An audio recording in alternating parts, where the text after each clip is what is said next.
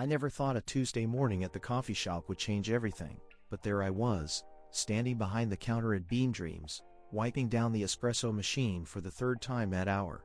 The smell of roasted coffee beans mixed with cinnamon from the pastries in the display case, creating that comfortable aroma that made people linger longer than they planned. My name is Jordan, and I'd been working this job for 2 years while figuring out what to do with my life. Everyone else seemed to have it together. My roommate Maya was in med school. My brother had just made partner at his firm. And me? I was 26, and still wearing an apron covered in coffee stains. The morning rush had died down, leaving just a handful of regulars scattered among the wooden tables.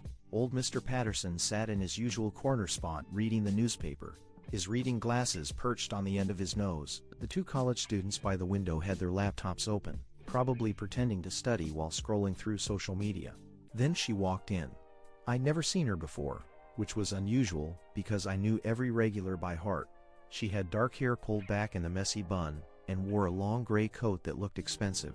But it was her eyes that caught my attention, constantly scanning the room, like she was looking for something specific, or maybe running from something. "Just a black coffee, please," she said, her voice quiet but urgent. Her hands trembled slightly as she placed cash on the counter. "You okay?" I asked, making her coffee. She glanced over her shoulder at the door. "I'm fine, just having a rough day." I handed her the coffee, and she took it to the table furthest from the windows, sitting with her back to the wall. Something felt off, but I went back to my cleaning routine. That's when the door chimed again, and 2 men walked in. They wore dark suits that seemed too formal for our neighborhood spot, and they didn't look at the menu board. Instead, their eyes swept the room and landed on the woman in the corner. My stomach tightened. "Can I help you?" I asked, trying to sound normal. The taller one, who had a scar running down his left cheek, ignored me completely. "We're looking for someone." "Woman, dark hair, gray coat. You seen anyone like that?" I should have just pointed to her table, should have stayed out of whatever this was.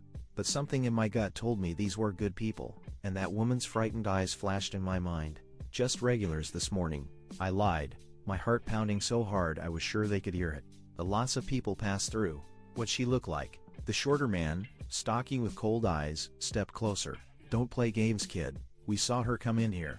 The woman suddenly stood up, knocking her chair back.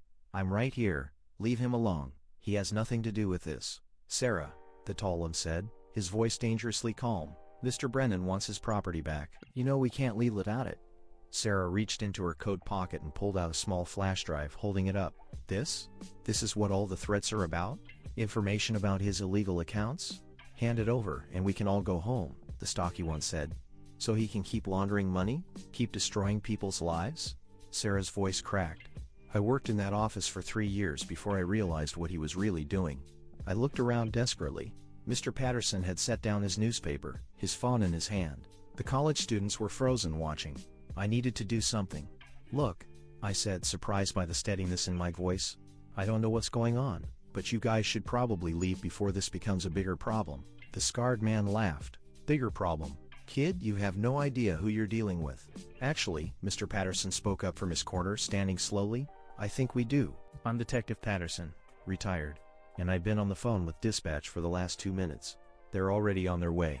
Everything happened fast after that. The stocky man lunged for Sarah, but I grabbed the hot coffee pot from the warmer and threw the contents at him. He screamed, stumbling back. The tall one pulled something from his jacket, probably a weapon, but Mr. Patterson was faster than he looked, tackling him from the side. The college students, apparently not as distracted as I'd thought, helped pin the stocky one down despite his burns. Sarah stood there, tears streaming down her face, clutching that flash drive like it was the most precious thing in the world. Sirens wailed in the distance, getting closer. My hands were shaking now, the adrenaline hitting me all at once. The coffee shop I'd thought of as boring and dead-end had just become a crime scene. The police arrived within minutes. Real detectives, not retired ones, took statements from everyone. They arrested both men, and a woman in a sharp blazer spoke with Sarah for a long time at one of our tables. Hours later, after the police had left and I'd finally flipped the close sign, Mr. Patterson came back in. "Thought you might need some company," he said. "First time in a situation like that is always rough." "You really were a detective?" I asked, slumping into a chair. He smiled. 30 years on the force. You did good today, Jordan. Not everyone would have lied to protect a stranger. I just knew something was wrong." She looked scared. "That's called instinct." It's what makes a good investigator. He pulled out a card from his wallet. My friend runs a private investigation firm downtown. They're looking for someone with good instincts, someone willing to learn. Interested? I took the card, staring at it. The logo was simple, but professional, nothing fancy. I don't have any experience. I'm just a barista. You protected someone today. You made a split-second decision that probably saved her life. That flash drive she had? It's evidence in a major corruption case. Without it, a lot of bad people would have stayed in power. He stood up, patting my shoulder. Just think about it. You might be surprised what you're capable of. After he left, I sat there in the empty coffee shop, the smell of spilled coffee and fear still lingering in the air. The card felt heavy in my hand. My phone buzzed. Maya texting to ask if I wanted pizza for dinner. My brother asking if I could dog sit next weekend. Normal messages for a normal life. But something had shifted. This morning I'd been drifting, uncertain, going through motions. Now I kept replaying the moment I'd lied to those men, the split second when I chose to step into something dangerous, rather than stay safe and uninvolved. Maybe I'd been looking at my life all wrong. Maybe not having everything figured out wasn't failure. Maybe it just meant I was still figuring out who I wanted to be. I looked at the card again, then at the coffee shop around me. Bean Dreams had been my safety net, my excuse for not making bigger choices. But today it had been a battleground, and I discovered something about myself I hadn't known was there. I pulled out my phone and took a photo of the card, sending a text to the number listed. Hi, my name is Jordan. Mr. Patterson suggested I reach out about a position. I'm very interested in learning more. The response came faster than I expected. Can you come in tomorrow for an interview? 10 a.m.? I typed back yes before I could overthink it. That night I went home and told Maya everything over pizza. She stared at me like I'd grown a second head. You threw hot coffee at a criminal? She said, laughing in disbelief. Jordan, you apologize when someone takes your parking spot. I know, I said, surprised by my own actions even hours later. But it felt right. For the first time in forever, something felt absolutely right. She reached across the table and squeezed my hand. Then go to that interview tomorrow. See where it leads. The next morning I stood outside a brick building downtown, the private investigation firm's sign hanging above the door. My hands were sweating and my heart raced just like it had in the coffee shop. But this time, it was different. This time I was scared but excited, uncertain but hopeful. I walked through the door. 6 months later, I was still learning, still making mistakes, still figuring things out. But I was doing it as an investigator's assistant, helping people, solving problems, using those instincts. Mr. Patterson had recognized. I still saw Sarah sometimes. She'd gotten a job at a nonprofit, using her accounting skills to help people instead of hide money for criminals. We'd grab coffee occasionally, always at Bean Dreams, and laugh about the day we met. I never forgot what Mr. Patterson told me that afternoon in the empty coffee shop. You might be surprised what you're capable of. He was right. Sometimes it takes one moment, one choice, one Tuesday morning, at a coffee shop, to discover that the person you've been waiting to become was inside you all along, just waiting for the right moment to emerge. The office phone rang at exactly 7:30 in the morning, which meant trouble. Normal clients didn't call before 9, and the desperate ones waited until at least 8. I'd learned that much in my 6 months working for Patterson Investigations. Jordan, line 2, called Marcus from the front desk. He was the firm's researcher, a thin guy with thick glasses, who could find anyone's entire life history in under an hour. I picked up, still holding my coffee from Bean Dreams. Some habits die hard. This is Jordan. Is this the investigator who helped Sarah Chen? The voice was older, female, shaking with either fear or anger or both. I'm an assistant investigator. Yes. How can I help you? My name is Dorothy Reeves. My daughter Emily disappeared 3 days ago. The police say she's an adult who probably just needed space. But I know something's wrong. A mother knows. Her voice cracked. Sarah said you were the only one who believed her when no one else would. Please, I need someone to believe me. I grabbed a pen, my pulse quickening the way it always did at the start of the case. Tell me everything. Dorothy explained that Emily was 28, a journalist who'd been working on a story about construction fraud in the city. She called her mother on Sunday evening, excited about a breakthrough in her investigation. Then nothing. No calls, no texts, no activity on her credit cards. Her apartment looked normal, nothing missing, except her laptop and phone. The police checked her apartment? I asked. They said there was no sign of forced entry, no evidence of foul play. They told me to wait, that she'd probably turn up. Dorothy's breath hitched. But Emily wouldn't just disappear, not without telling me. We talk every day. I thought about my own mother, how she'd worry if I went silent for even a day. I believe you, Mrs. Reeves. Can you come to the office this afternoon? I'll need to see everything you have. Phone records, her notes if she kept any at home, names of people she'd been interviewing.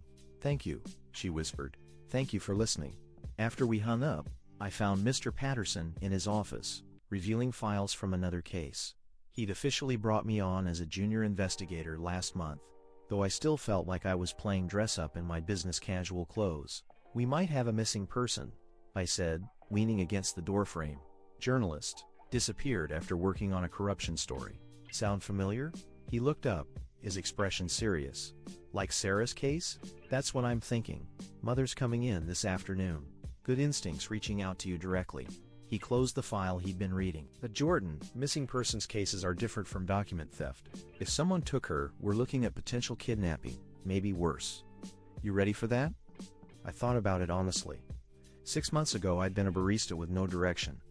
Now I was being asked if I was ready to search for someone who might already be dead. The old me would have been terrified. But something had changed that Tuesday morning. I'm ready, I said. And if I'm not, I need to learn. He smiled slightly. That's the right answer. I'll supervise, but this is your case. Don't let me down. Dorothy Reeves arrived at 2 o'clock sharp, carrying a worn canvas bag stuffed with papers. She was probably in her early 60s, with gray hair and tired eyes that had clearly seen too many sleepless nights. She reminded me of my own mother, and I felt my resolve strengthen. We sat in the small conference room, while she spread everything across the table. Photos of Emily, a bright-eyed woman with her mother's smile.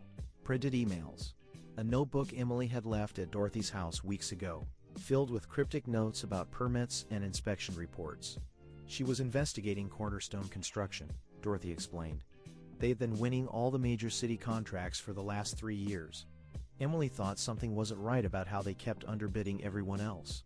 I photographed every page of the notebook with my phone, making sure to capture Emily's handwriting clearly. Some names appeared repeatedly. Vincent Moretti, owner of Cornerstone. City Council member Richard Torres. An inspector named James Wu. Did Emily mention any threats? I asked. Dorothy hesitated. 2 weeks ago she said a car had been following her. Black sedan, tinted windows. She thought she was being paranoid. My stomach tightened. Did she report it? She tried. I should have insisted she drop the story.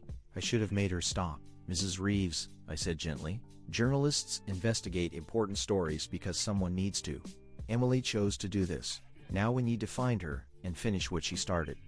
After Dorothy left, I spread everything out on my desk.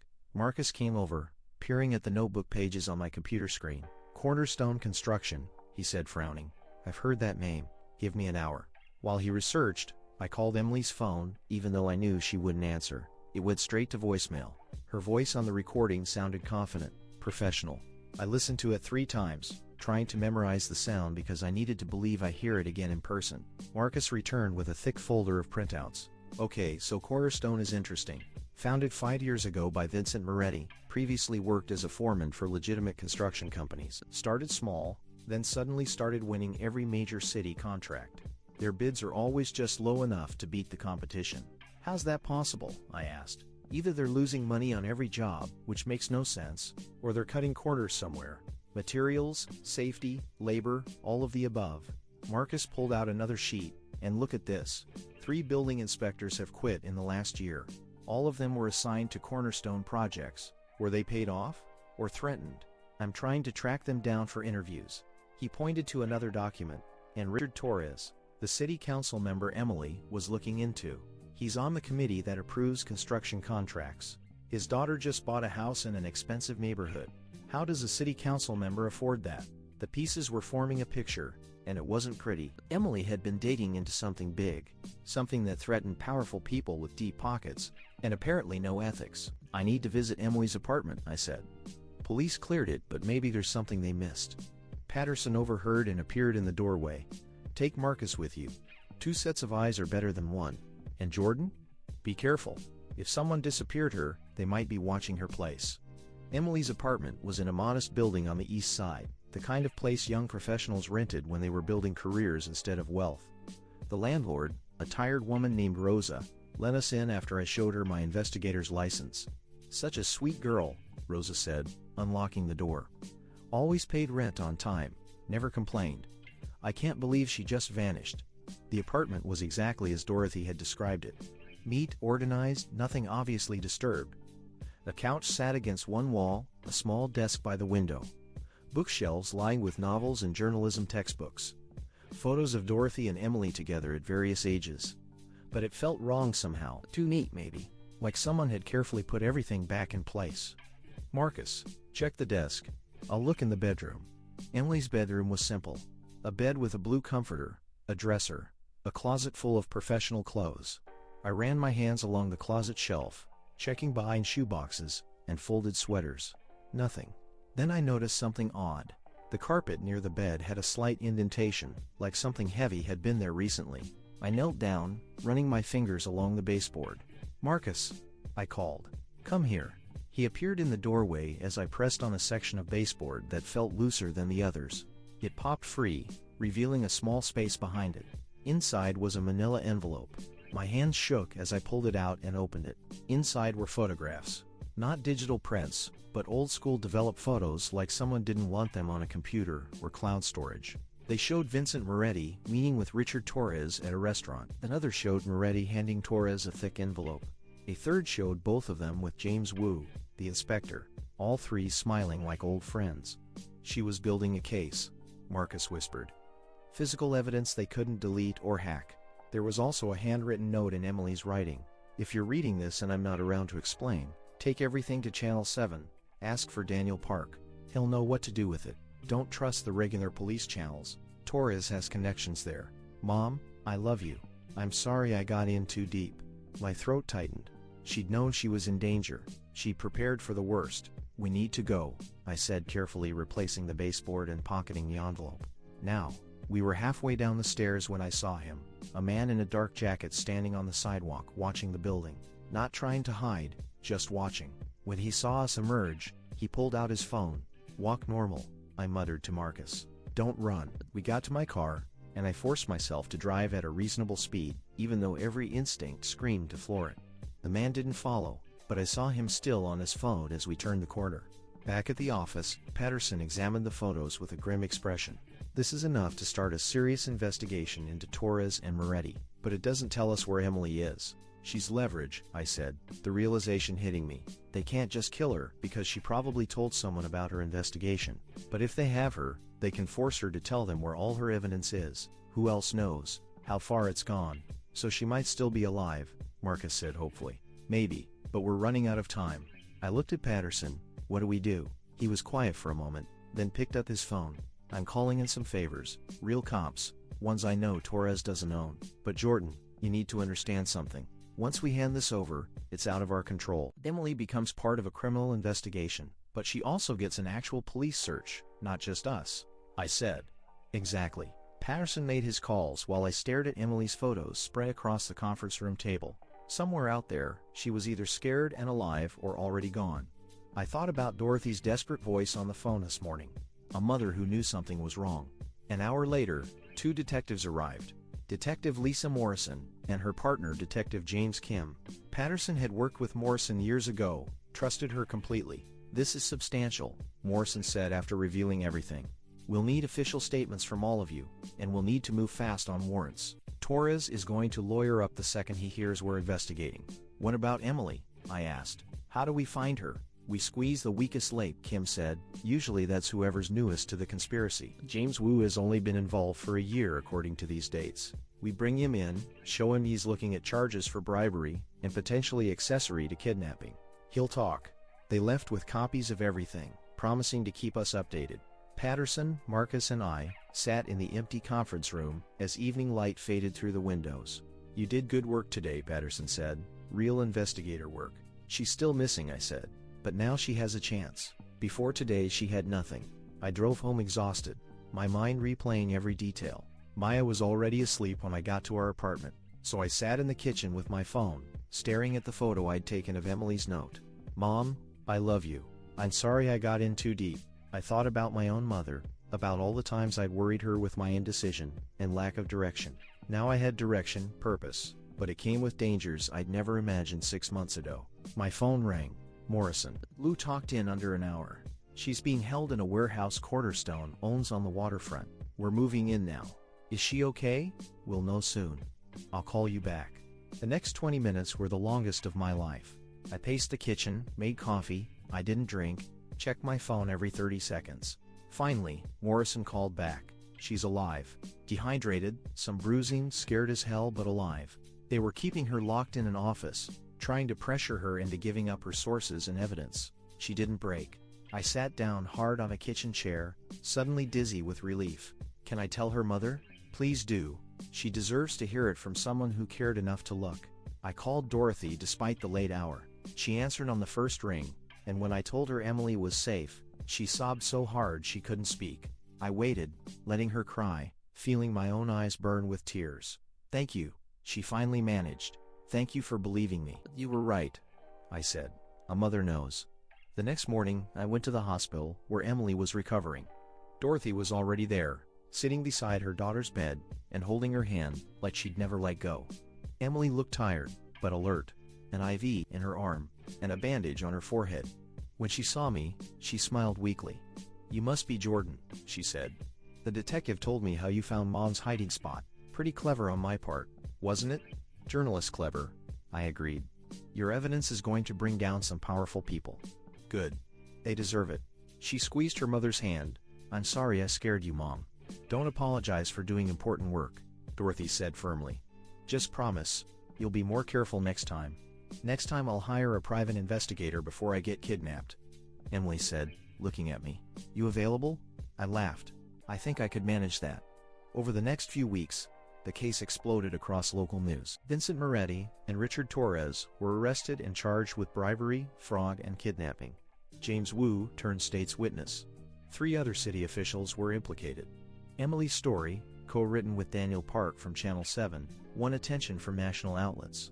Sarah Chen called me when the story broke. Looks like you're making a habit of this, she said, laughing. Accidentally stumbling into corruption cases. Fighting for people who need it. That's a good habit to have. Patterson gave me my own office at the firm, small, but mine. Marcus brought me a plant as a housewarming gift, which I promptly almost killed before learning you had to water plants regularly. My brother texted me articles about the case. Clearly impressed. Maya made me promise to be careful, but admitted she was proud of who I'd become. I still stopped at Bean Dreams every morning. Mr. Patterson often met me there now, and we'd sit at the same table where Sarah had once been cornered, talking about cases and life and the strange paths that lead us where we're meant to be. You know, he said one morning, when I gave you that card 6 months ago, I wasn't sure you'd actually use it. A lot of people get scared when opportunity actually shows up. I was terrified, I admitted. Still am sometimes. Every new case feels like jumping off a cliff. That's how you know you're doing something that matters. He raised his coffee cup in a small toast, to finding missing people and uncovering the truth. And to Tuesday mornings that change everything, I added, clinking my cup against his, because that's what it had been. One Tuesday morning when I chose to lie to dangerous men instead of staying safe. One moment that revealed I had been capable of more than I'd known. And now, every case was another chance to discover what else I was capable of. One investigation at a time. My phone buzzed with a new message from an unknown number. Is this the investigator who found Emily Reeves? I need help. My husband disappeared last week, and no one believes me. I looked at Patterson. He nodded. I typed back. Yes, this is Jordan. Tell me everything. And just like that, the next case began. The message came from a woman named Claire Ashford, and her voice on the phone call that followed was steady, in a way that worried me. Too steady, like she'd cried herself empty, and had nothing left but determination. My husband's name is Michael Ashford. He's a software engineer at Titan Tech, one of those companies everyone thinks is changing the world. She paused, and I heard her take a breath. He left for work Monday morning, and never came home. His car is still in the company parking garage. His security badge shows he entered the building at 8:15, but there's no record of him leaving. I pulled up a notepad on my computer, typing as she talked. What did the company say? That he must have left through a side exit that doesn't require badge access. That he probably needed space, maybe ran off with another woman or had some kind of breakdown. They made him sound unstable. Her voice hardened. Michael wasn't unstable. He was scared. That word again. Scared. The same word Dorothy had used about Emily. Scared of what? I asked. He wouldn't tell me everything. Said it was safer if I didn't know. But 3 weeks ago he started backing up files to external drives he kept hidden in our house. He'd come home exhausted, stressed in ways I'd never seen before. When I asked what was wrong, he said he'd found something at work, something that could ruin lives if it got out. I leaned forward, my investigator instincts tingling. Did he say what kind of files? No, just that he was trying to figure out what to do with the information, whether to go to the authorities or his boss, or just delete everything and pretend he never saw it. Her voice cracked slightly. The night before he disappeared, he told me he loved me, and that if anything happened, I should find someone who helped that journalist, Emily Reeves. He said you'd understand. My chest tightened. Michael had read about Emily's case, and known enough to prepare for the worst. Whatever he'd found must be serious. Mrs. Ashford, I'll need to see your house, looking anything Michael might have left behind, and I'll need access to those external drives. The drives are gone, she said quietly. I checked everywhere he might have hidden them. Someone came into our house while I was at work yesterday. Nothing else was taken. No broken windows, no forced entry, just the drives. Someone had a key, or knew how to pick locks professionally. This was getting worse by the second. I'm coming to see you today, I said. Don't touch anything else in your house. And Mrs. Ashford, don't stay there alone tonight. After we hung up, I found Patterson and Marcus in a break room, both looking at their phones with identical frowns. What's wrong? I asked. Patterson held up his phone, showing me a news article. Titan Tech just announced a major new AI product launch next week. Security software that they claim can predict criminal behavior before it happens. Revolutionary, they're calling it. My stomach dropped. I just got a call about a missing Titan Tech employee. Software engineer, who found something that scared him, started backing up files, then vanished from work without a trace. Marcus whistled low. That's not a coincidence. No, I agreed. It's not. Patterson set down his phone, his expression serious. Jordan, if this involves Titan Tech, we're talking about a company worth billions, with lawyers that could bury us in paperwork for years. They have security teams, PR departments, and enough money to make problems disappear. Like making employees disappear, I asked. Exactly like that. He crossed his arms. I'm not saying don't take the case. I'm saying be smart about it. Document everything. Trust no one connected to that company, and keep me informed every step of the way. I will, I promised. Claire Ashford lived in a suburban house 40 minutes outside the city, the kind of neighborhood where people washed their cars on weekends and knew their neighbors' names. Her house was a modest 2-story, with a well-maintained garden out front. She answered the door quickly, like she'd been watching for my car. She was younger than I'd expected, maybe early 30s, with auburn hair pulled back in a ponytail, and dark circles under her eyes. She'd probably slept as little as Dorothy had when Emily first disappeared. Thank you for coming, she said, stepping aside to let me in. The house felt normal at first glance. Comfortable furniture, photos of Claire and Michael on various vacations, a cat sleeping on the back of the couch. But I could see the signs of a search. Couch cushions not quite right. A bookshelf with gaps where things had been removed and not replaced exactly. Show me where the drives were hidden, I said. Claire led me upstairs to a small home office. She pointed to a loose floorboard under the desk. There were 3 drives, industrial grade, the kind that cost hundreds of dollars each. All gone. I knelt down, examining the space. No dust, which meant it had been accessed recently. Did Michael tell you anything specific about what was on them? Just that it was data from work, something about the new AI system they're launching. She wrapped her arms around herself. He said it wasn't doing what they claimed it was doing, that people could get hurt. An AI system that could predict criminal behavior. If it didn't work properly, if it gave false positives, or was trained on biased data, it could destroy innocent lives. And if Titan Tech knew it was flawed but planned to launch anyway, they'd do anything to protect that secret. I need to see Michael's computer, I said. The police took it, said they'd examine it for clues. She laughed bitterly. They also said he probably just ran off. So I doubt they're actually looking at it seriously. I thought about Emily's case, how local police had been compromised by Torres's connections. Mrs. Ashford, did Michael mention anyone at Titan Tech specifically? A boss? A colleague? Anyone he trusted or didn't trust? She thought for a moment. He mentioned his supervisor, a woman named Dr. Helen Cortez. She was brilliant, but ruthless. And there was someone he did trust, another engineer named Priya Shah. They had lunch together sometimes. Michael said Priya was one of the good ones. I made notes of both names. I need to talk to Priya. Do you have her contact information? No, But she works in the same building as Michael. Advanced AI development, 4th floor. Claire grabbed my arm suddenly, her grip desperate. Please find him. I know everyone thinks he left me, but I know my husband. He wouldn't do this. Something happened to him. I thought about Dorothy saying the exact same thing about Emily. I believe you. And I'm going to find out what happened. Back at the office, Marcus was already deep into research on Titan Tech. He'd covered his desk with printouts and had 3 browser windows open on his computer. Okay, so Titan Tech is interesting in all the wrong ways, he said without looking up. Founded 8 years ago by twin brothers, Nathan and Aaron Drake. Both MIT graduates, both incredibly smart, both with questionable ethics according to former employees. What do the former employees say? I asked, pulling up a chair. That the company prioritizes profit over everything else.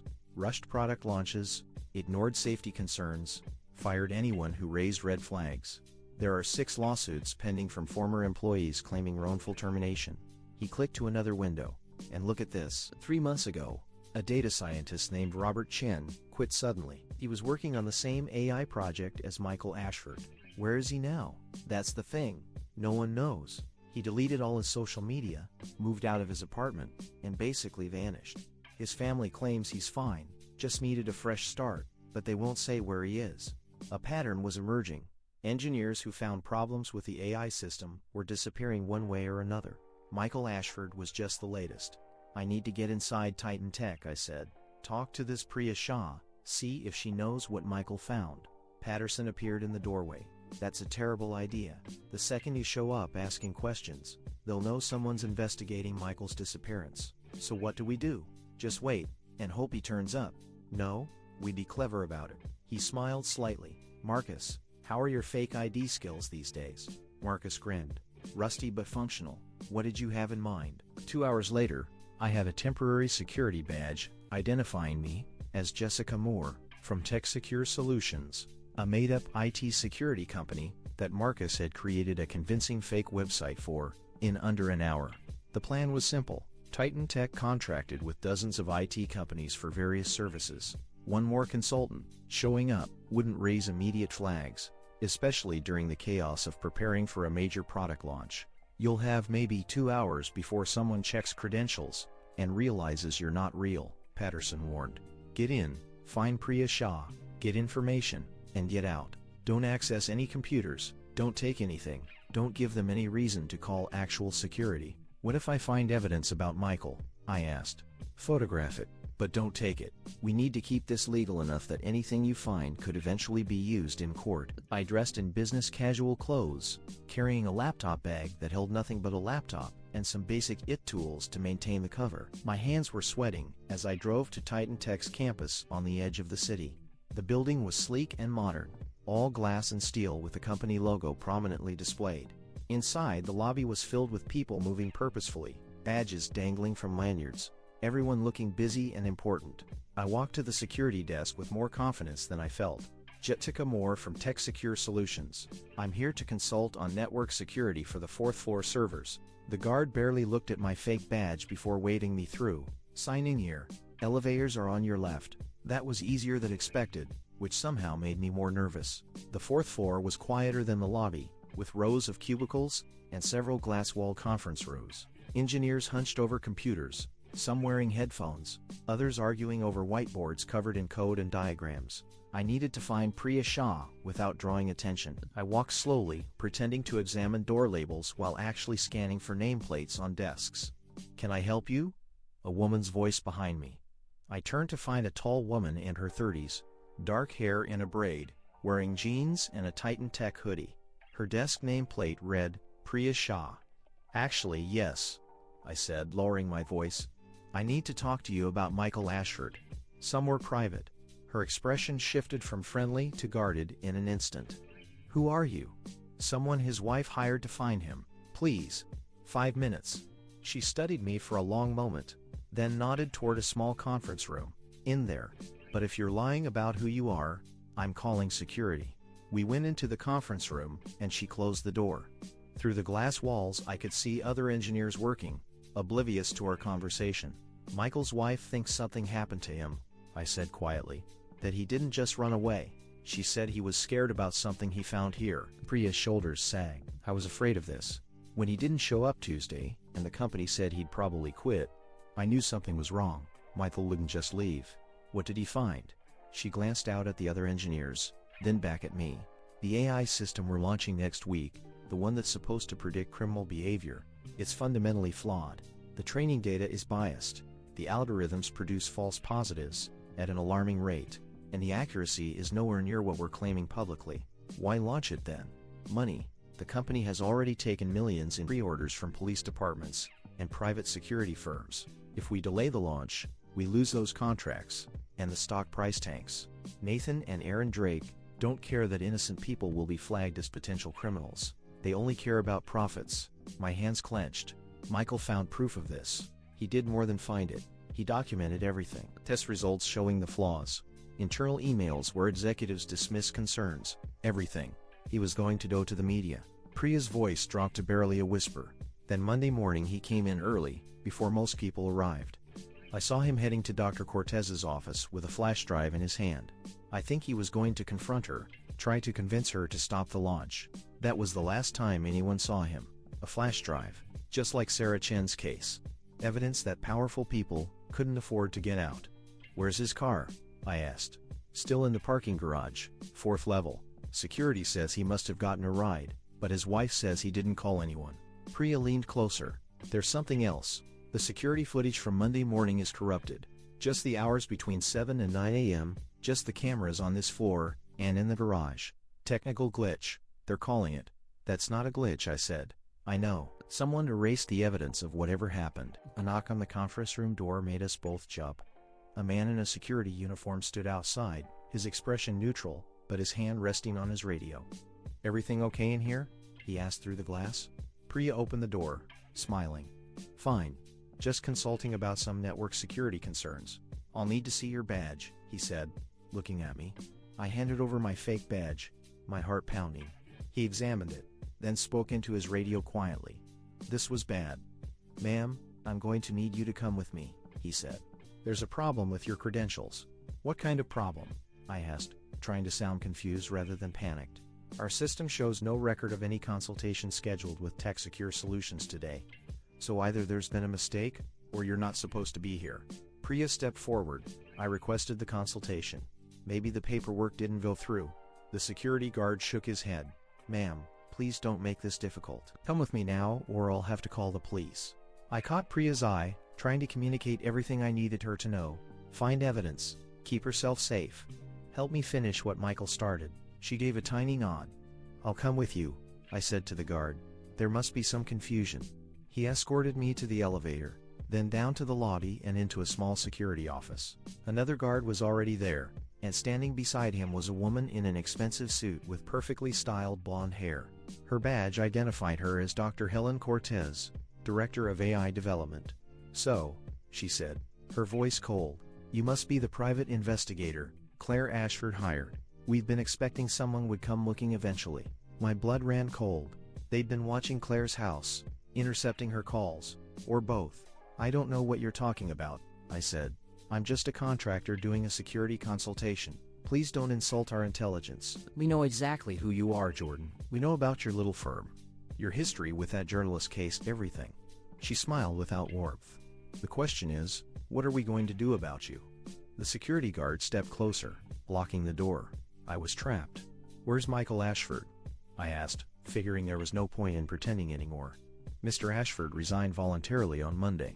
He decided he needed a change of pace, and requested that we process his departure quietly. He's entitled to his privacy. His wife doesn't believe that. His wife is understandably emotional. We've sent HR to meet with her, explain the situation, help her through this difficult time. Dr. Cortez tilted her head. You should know that breaking into a private facility under false pretenses is a crime. We could have you arrested right now. But you won't, I said, understanding dawning. Because arresting me means questions, police reports, the tension you don't want right before your big product launch. Their smile tightened. You're clever. I can see why you've had some success in your brief career, but this is out of your depth. Titan Tech has resources you can't imagine, and lawyers who would destroy your little firm for sport. I'm not afraid of lawyers, no, but you should be afraid of consequences. For you, for your colleagues, for Claire Ashford. She leaned forward. Here's what's going to happen. You're going to leave this building, stop investigating Michael's disappearance, and convince Mrs. Ashford that her husband left her.